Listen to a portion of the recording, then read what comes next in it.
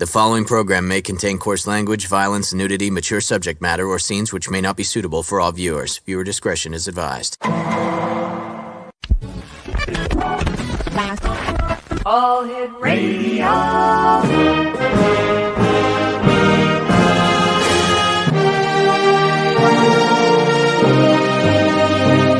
Welcome to the X Zone, a place where fact is fiction and fiction is reality. Now, here's your host, Rob McConnell. And welcome back, everyone. This is the X Zone. I am Rob McConnell, coming to you from our broadcast center and studios in St. Catharines, Ontario, Canada. If you'd like to send me an email, xzone@xzoneradiotv.com, on all social media sites, X Zone Radio TV. And we're coming to you tonight on the Talkstar Radio Network, Mutual Broadcast Network, X Zone Broadcast Network, and on Channel 34 on Simul TV, which is the X Zone TV channel at www.simultv.com. Before we get to our next guest, X Zone Nation, if you would like exclusive access to 50 exclusive TV channels, including the X Zone TV channel, 95 plus video games online in 5 languages, and thousands of movies on demand, 100% absolutely free. All you need to do is go to www.50for-free. That's the number 50, then the word for free.ca.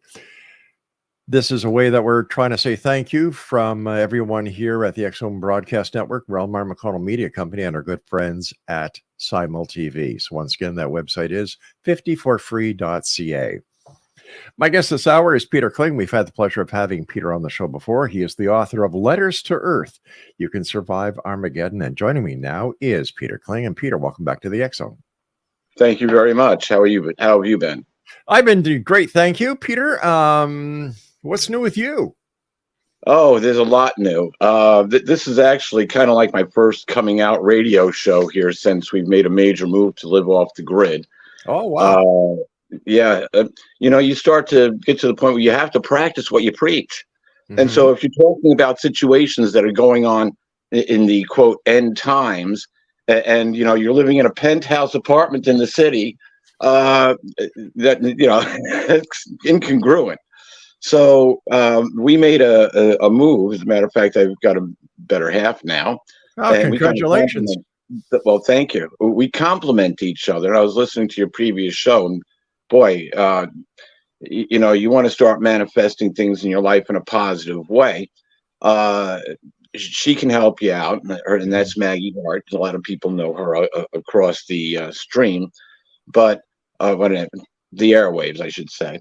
But we kind of joined forces, and in all truth, she basically manifested this place. We were staying at a friend's house, his camp actually, on a pond. And she said, "Why can't we find a place like this?"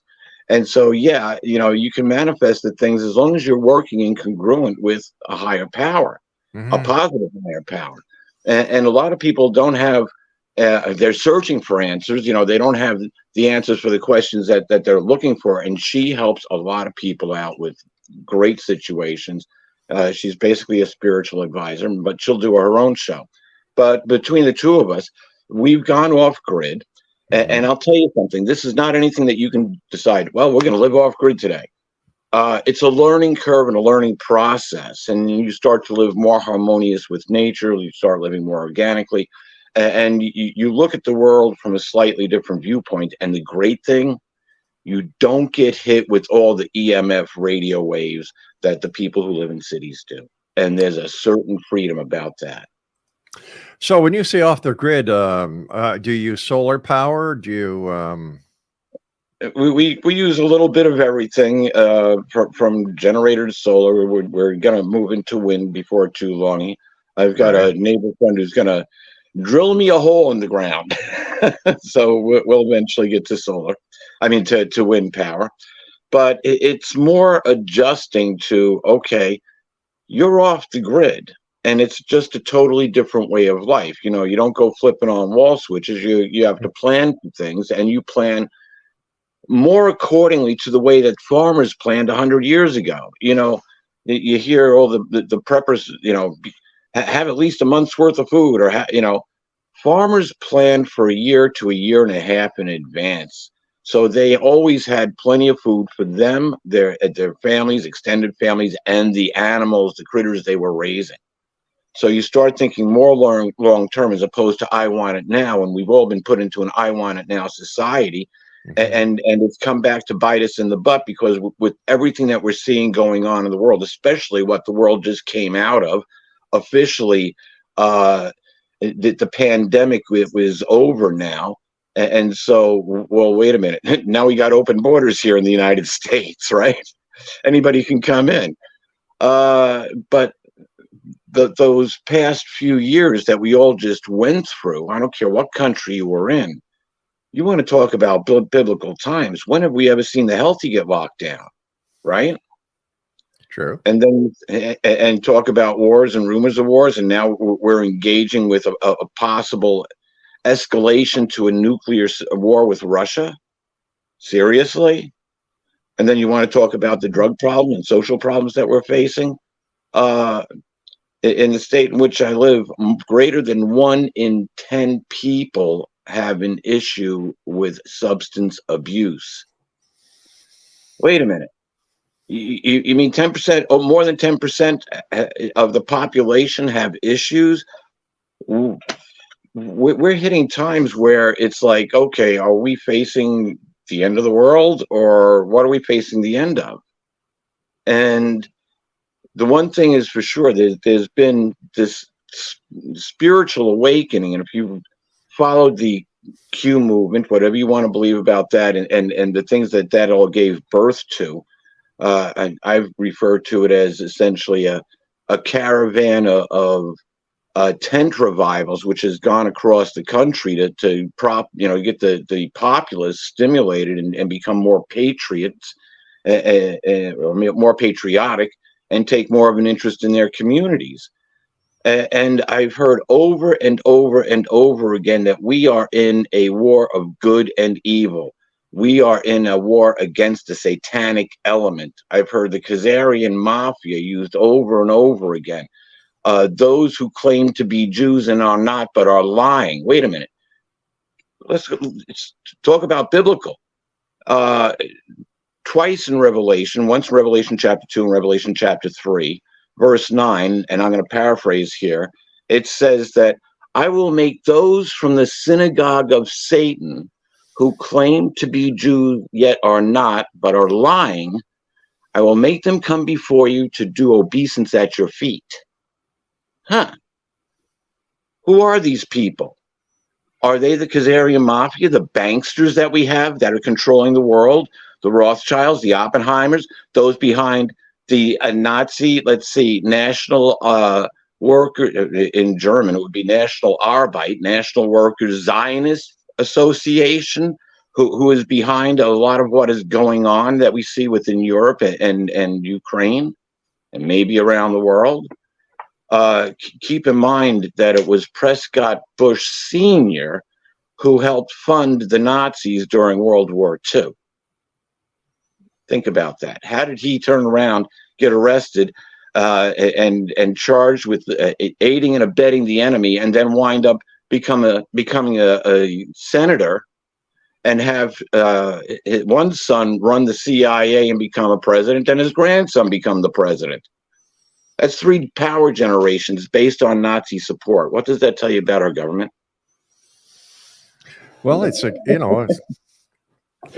that's politics. That's the way the world runs. But, Peter, what we're seeing today is not unique throughout history. We've seen this happen before, and we've seen false prophets say that we're at the end times, Armageddon is near, and times and dates have come, and they've come and gone. So how is this any different from any other time in history? Well, we've had things that have happened that have never happened in history. And a big one, which we've talked about previously with CERN and the Mandela effect. Yeah. CERN was a pivotal point. And this is interesting because the lead up to this, remember we got the movie 2012 was supposed to be the end of the world. And we got the end of the long Mayan Bach tune. And 2012 came and went, and oh, hey, the Mayans were wrong. Well, not exactly. They forgot to carry the 1 year or something like that. The Long Bak Tune actually ended December 16th, 2013. Now, the interesting thing is that while all this is going on, we have some interesting biblical prophecy going on, because we go to Revelation chapter 9, and it says that a star that falls from heaven is given the key to the pit of the abyss, and he unleashes a plague upon the earth. It's like a smoke coming out of a furnace, and it's like a locust plague of these interesting beings that they're the size of horses, dressed for war, with scorpions' tails. And it's interesting, they're told not to harm any vegetation, but go stinging the men. The men who do not have the mark of God in their forehead. Now, wait a minute. Who are these men that do not have the mark of God? Now you have to start putting these prophecies together. Now, the interesting thing is, it says that this army has a king over it. The king's name is in Hebrew Abaddon, or in Greek Apollyon. Now, it's interesting. CERN is built on an old Roman temple, or I say where CERN is built, it existed an ancient Roman temple dedicated to Apollyon. And who's the mascot of CERN? Shiva, the goddess of destruction. And so in 2012, and then again in 2013, they were looking for the God particle, which is most likely antimatter, which they allegedly found in 2012, and they repeated the operation in 2013, and we get the Mandela effect. Now, we're also supposed to see the greatest comet a civilization ever saw, and here's where the Mayans come back into play. It was Comet Ison. Remember Comet Ison? Mm-hmm. I watched this in real time. I watched the comet go around the backside of the sun. And comets, their tails always face away from the sun as they're going back around. Those tails are staying away, facing away from the sun, like the hands on a clock. But only when Comet Ison came around the sun, the coma was facing parallel to the solar winds.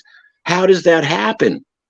How does that happen? How does a force blow a comet's coma perpendicular to the solar winds? You still find the YouTube on this. Go look it up. You'll see what I'm talking about.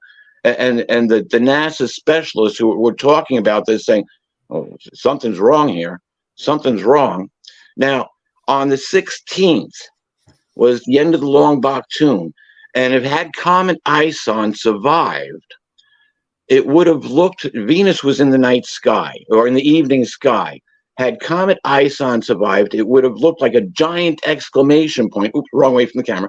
A giant exclamation point in the sky that we would have seen, everybody would have seen around the world. The sign of Quetzalcoatl, the feathered snake god. Who destroyed the Mayan feathered snake god? Was something released from CERN? We go back to Apollyon. He's released from the pit of the abyss. What did CERN open? There's been a lot of discussion on this. It wasn't just the God particle, but here's the interesting thing. We got the Mandela effect, and Mandela was reported to have died June 26th, 2013. But they took him off life support, and all of a sudden he got better and went home. What? No, they kept him because of what had happened with what they did with CERN. Comet Ison, we were supposed to see the end of November. And all of a sudden, Nelson Mandela died for the final time on December 5th, 2013. And we had the 10 days of Mandela. This is where Obama goes down there. Now, you got to look at the guest list. Nelson Mandela was also a Knight of Malta, or at least this actor playing Mandela. But you got to look at the guest list who went there. Very impressive guest list. And this is when Obama is giving his speech, and he's got this deaf guy standing next to him, signing in a sign language that not one sign language interpreter on the planet could understand. And he's claiming that he saw, in an interview later, he claimed that he saw angels flying through the stadium. Now, this guy was also part of a murder plot. Actually, his partner was convicted of first-degree murder. He was found to be too insane to stand trial. how did this guy wind up standing next to Obama during the 10 days of Nelson Mandela? All right, we've got to take a break. Please stand by. Exonation, Peter Kling is our guest. PeterKling.com is the website. We'll both be back after this break. Don't go away. Welcome back. Peter Kling is my guest. His website is PeterKling.com, and he is the author of, do you have your pencils and paper ready? All right, the name of the book, Peter, is? Letters to Earth, You Can Survive Armageddon. And if you'd like to get a copy of it, just email me. I'll send you a free PDF copy.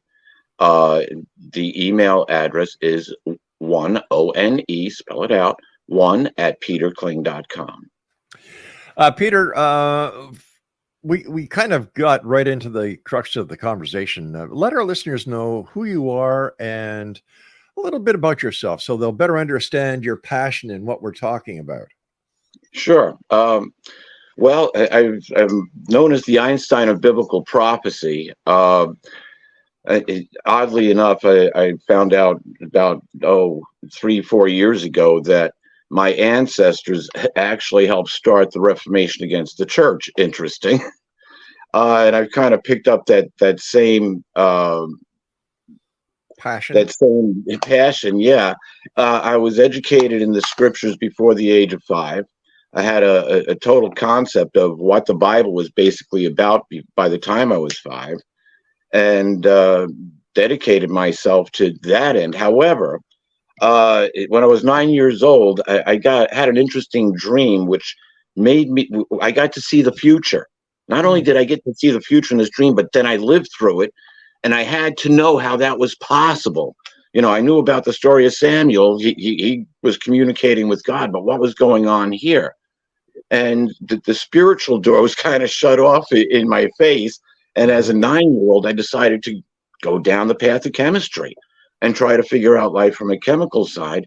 And it was in 1980, I put them both together, and I found, wow, now you put science and and what's written in the scriptures together, it now tells a story. If you had to rename the Bible today, you could call it 6,000 years of alien intervention in human affairs, because that's where it starts off. And that's where we are now. It's the opening of the pit of the abyss. So let me ask you a very simple question. Who is God? Sure.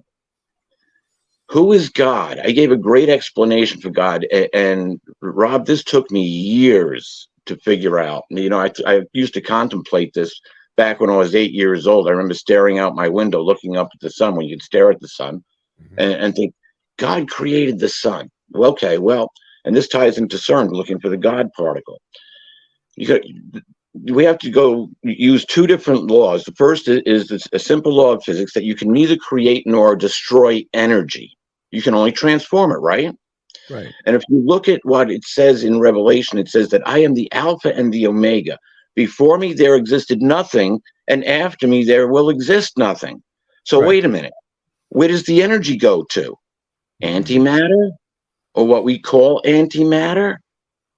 And so if you have to say there was no energy as we comprehend it today, and then there could have only have been in existence one dimension of pure dynamic energy, most likely antimatter.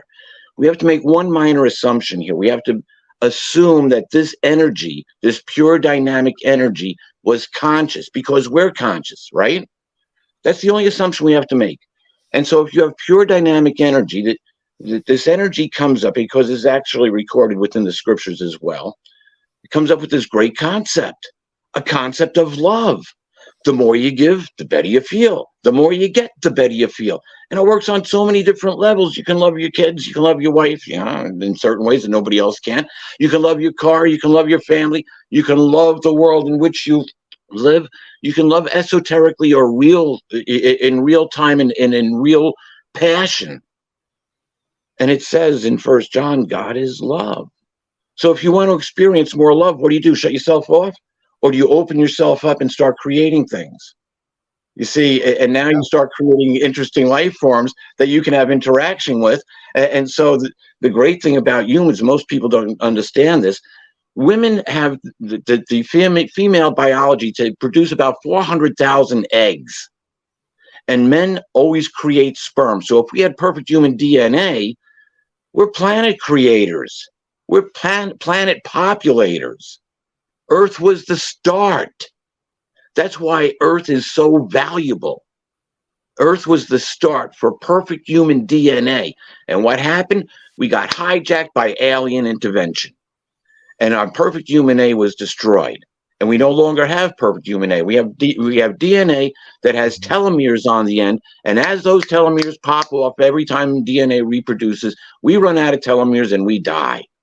But Peter, how do we know there was actually alien intervention? Like, how do we know? Well, very simple. You go back to Genesis and you have the serpent, which is interesting.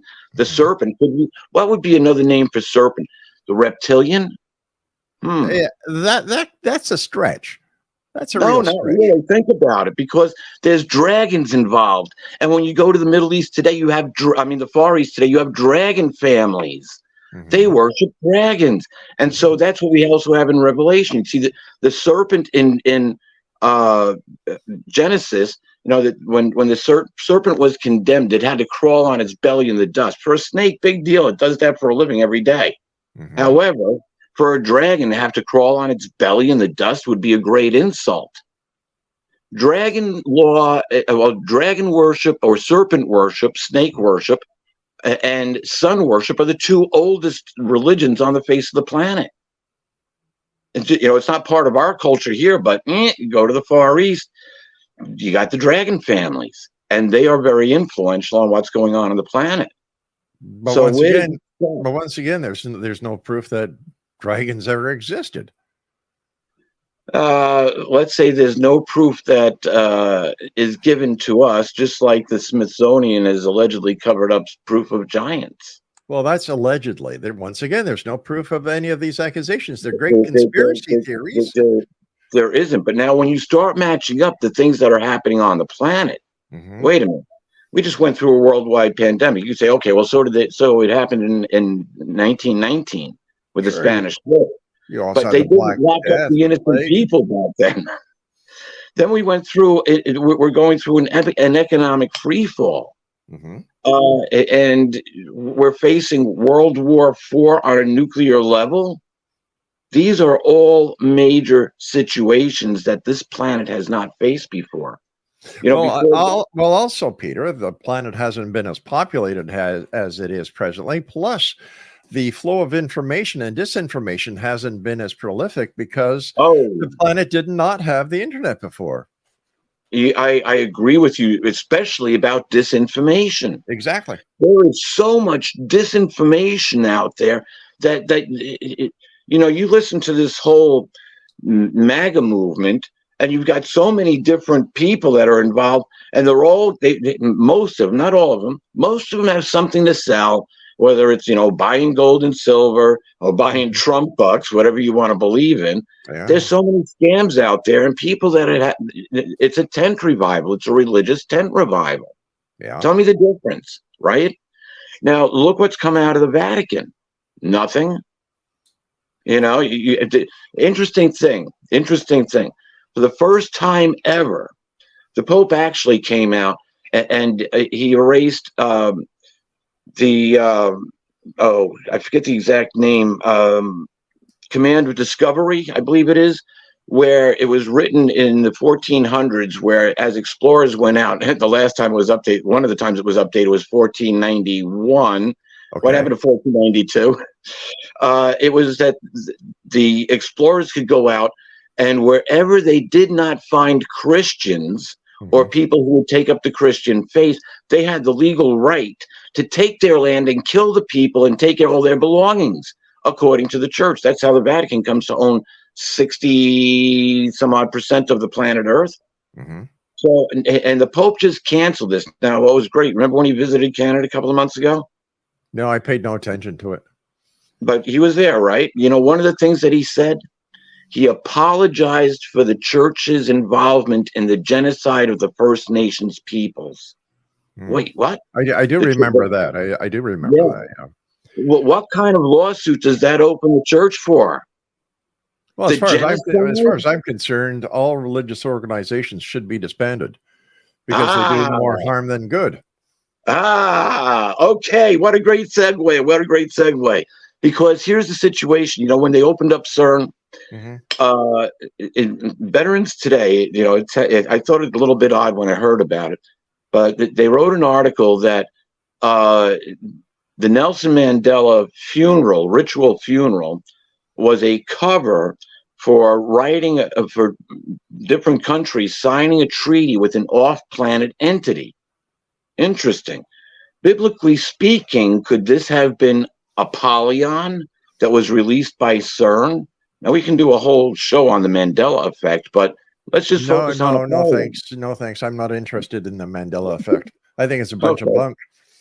Well, some things are kind of interesting about that. Yeah. But anyway, let's take a look at what happens. Okay. At the same time, we get contacted, and the UFO community went nuts with all of a sudden the Galactic Federation shows up.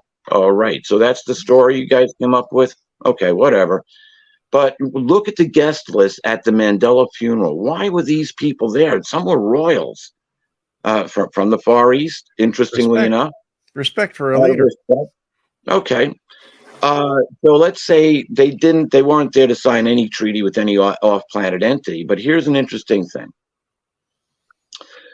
If you go to Revelation 17, it talks about this eighth king, which comes out of the pit of the abyss, Apollyon. You know, right where the temple of Apollyon is, we got CERN, and then Shiva, the goddess of destruction. What did they think that they were releasing on planet Earth that was going to cause so much destruction?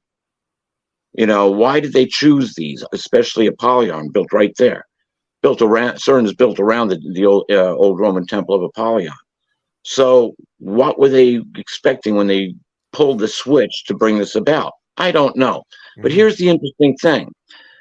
The king of the pit of the abyss, who the whore of Babylon is riding. Now, he's represented as this scarlet-colored wild beast with 7 heads and 10 horns. This eighth king comes out of the abyss. All the nations of the world are impressed with this beast. And 10 kings, it says, who do not have a kingdom yet, join the beast and rule for 1 hour. And their main goal is to destroy the harlot, to strip her naked, to eat her fleshy parts and burn the rest with fire. Why? Because God put it into their hearts to carry out this one command. Let's follow what happens to the Vatican in the coming months as we get more. Wait a second. Hold on here. Yeah. Why would God do that when one of his commandments is thou shalt not kill? We're dealing with off-planet entities. Or are we just talking about a storybook that has a lot of coincidences? Well, you know, you ask a good question.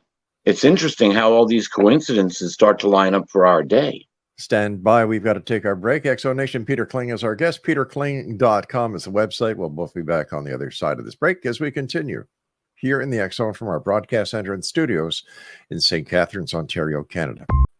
Peter Kling is my guest. PeterKling.com is his website. And Peter, why in like, let me just go back a little bit. The Bible is a great book. Is it possible that the Bible was just written as a way for humans to try and understand what they didn't know throughout the development? And if God did in fact create humans, why did he create Cro-Magnons? Why did he not just go right to the way we look now? Why did we have to evolve if a God did create this? Okay, well, you ask a lot of good questions, and here's another show. Let's start at Precambrian period, and we're going to remove God from the equation just a little bit, because sometimes commands are given. You know, you have to say, well, if God did all the work, what did the angels do? Stand around with their wings in their pockets? When you look at Precambrian, about 3 billion years ago, according to what academia likes to tell us that the age of the Earth is, nothing happens. We go from cyanobacteria to simple, like, jellyfish life forms, you know, a little bit more than an amoeba. But all of a sudden, boom, the Cambrian period happens, and we have such a download of DNA on this Earth that scientists cannot explain. They say, oh, well, the oxygen levels got up to about 24% and life just spontaneously combusted. Wait a minute. Where did all the DNA come from? Because you had more DNA available on this planet back during the Cambrian period than what is on the planet today. My favorite little Cambrianite, if you want to call it that, trilobites. Trilobites, sorry. Trilobite, the only one that we have left today is what people call the pill bug or the potato bug. You know, you lift up a piece of rotting wood and you'll find one and they curl up. There used to be over 17,000 different kinds of those roaming the bottoms of the ocean, and the largest ones were over 3 feet long. Think about that. That's the last one we have. Talk about extinction. So you've got these different things that happen, but once you start putting genetic engineering into place, it makes a lot more sense than, oh, it just happened and it took billions of years for us to evolve to this point. Genetic engineering speeds up the factor. And then now, who are the genetic engineers? You go right to Genesis, the 2nd chapter, and you read Genesis 2, where God says, it's not good that Adam is alone. I'm going to make a helper for him. What does it record?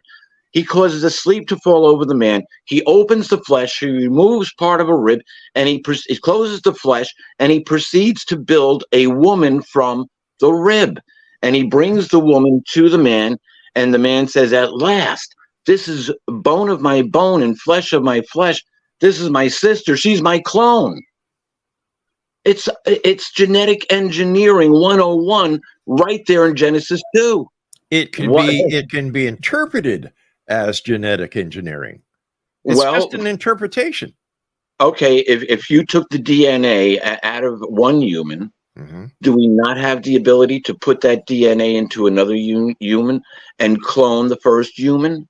Absolutely. Do we not have? They've set up bioweapons labs around the whole planet that are enhancing the performance of different bacterium so they can infect us with it.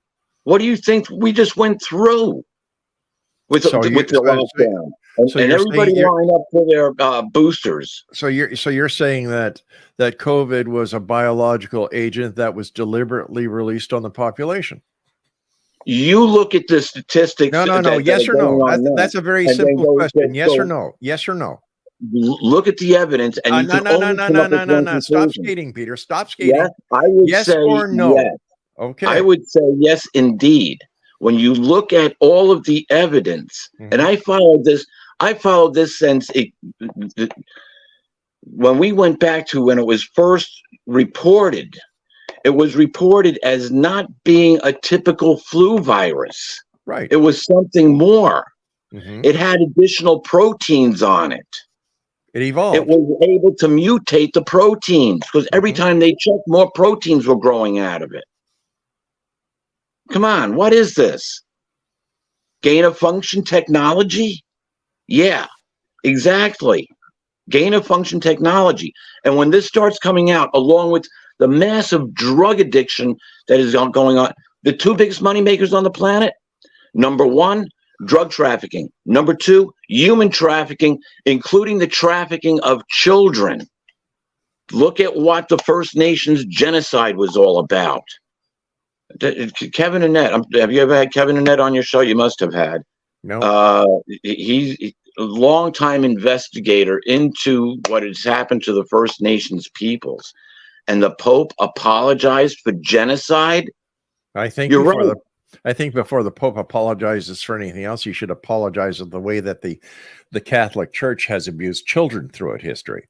I agree 100%. And that takes you to the ninth circle where they were sacrificing children. It's interesting. You go to chapter 18 of Revelation where the merchants are out of business and they're lamenting all the things that they can't sell the church. And it comes down to, read the list in Revelation 18. It says slaves and human souls. Wait a minute. What's the difference between somebody who's put into slavery and somebody's soul? Think about that. And so now, interestingly enough, you have this beast that's released from the abyss. We're dealing with aliens. And if you listen to some people, they say, well, the Galactic Federation is here to help liberate planet Earth from the reptilians and the Greys because they're Peter, the ones that are involved in Satanism. Peter, I've been doing the show for 35 years now, and I've seen no evidence of these way out wacky claims about extraterrestrials, reptilians, and the list goes on and on. Yes, and a lot of empty claims. We don't see the evidence. Stand fast, because what we'll see is the result. When the church comes down, and Rob, you've said it, the church has to pay for its sins. Exactly. And that's exactly what it says within the scriptures. The church has to pay for its sins. And that's what we are seeing taking place. You know, something that's bothered me for many years, and I've had many biblical scholars on the show over the years, is that I look at the Bible as one of the greatest storybooks ever written. There are two separate gods. You've got the God of the Old Testament, you've got the God of the New Testament. The God of the New Testament is kind, loving, caring. And then you've got the God of the Old Testament, who's a real son of a bitch. He's a real son of a bitch. You know, what he does is he is the worst example of a father that has ever been created in history, because he kills his own children all the time. Oh, you're saying he kills his own children? Sure. Well, hold on, because you have to go back further. You see, boy, here's another show in itself. When humankind, Peter, hold on. My producer's just given me the cue. I have to take my final break. Peter Kling and I will return on the other side of this break. Whatever you do, don't go away. Craig, if the Vatican calls, I'm not here tonight. Our Nation, our guest this hour is Peter Kling. www.peterkling.com. He's the author of Letters to Earth. You Can Survive Armageddon. As always, Peter, great talking to you. My look at God is that he should never. He doesn't practice what he preaches. You know, you've got the city of Sodom and Gomorrah. You've got the Israelites being given favor, and then the Egyptians come after them crossing the sea, and he folds them in. All these people are dead. It's the old adage of good versus evil, bad versus good. Let me give you a little insight here. What you have is that Yahweh chooses a nation out of Abraham. Okay, now what's going on the planet? The rest of the people on the planet are worshiping multiple. They're polytheistic. They worship gods for everything. You go to the Hindus, they've got 330 million different gods. Who named them? I don't quite get that, but that's an interesting number, which also correlates with Revelation. But so he raises this nation up, and when the nation gets involved in worshiping these other gods, as Solomon did, and Solomon set a lot of precedents for Baal worship and Molech worship. Well, we still have those same gods today. Why? Because Israel didn't listen to Yahweh when he said, go into the promised land and wipe them all out, because they're all involved in child sacrifice. And yet the same Yahweh said in the 10 Commandments, thou shalt not kill. So how can he have both sides of the coin? Well, you see, you set up the rules. He makes the rules. But you see, the thing is, we're dealing with a planet where, and I'm going to just jump into Jesus, the God, or Yeshua, God's son, which is Yeshua actually means salvation through Yahweh. But Yeshua said, the greatest commandment is to love God, your Father, with your whole heart, soul, and mind, and to love your neighbor as you do yourself. He set up this as a guide, because the Mosaic law, nobody could keep. Nobody could keep the Mosaic law. It was to show people how imperfect they were. But Rob, something as simple as love changes everything, doesn't it? You see, we're right back to the origination. So it's our connection to source where we're actually going to connect to. Are we going to connect to that love side? Or are you going to connect to, as Jesus would in his 3 temptations by the devil, or by the satanic force controlling who owned this world, who owned the kingdoms to give them to Jesus. And it's interesting, Apollyon is now going after the satanic kingdoms. We're in a dynamic shift, a dynamic shift across the whole cosmos. But it's when we stay in that state of love that we can connect with Source, so with Father Yahweh, but it's that power of the universe which empowers us, and we can connect with other people at the most basic level and comprehension. If you do something caring for somebody from a state of love, you're bound to get a lot further than if you meet them in a head-on conflict. And you see, that's one of the great reasons that Maggie and I got together, is because Maggie Hart, she's always in a state of love, and that's how she's able to help people through the situation. Peter, I hate to do this, but our producer tells me we've just run out of time. I want to thank you so much for joining us. And X Zone Nation, if you'd like to find out more about our guest this hour, Peter Kling, visit his website, peterkling.com. I'll be back on the other side of this commercial break with the news at 6.5 minutes past the top of the hour as we continue here in the X Zone from our broadcast center and studios in St. Catharines, Ontario, Canada.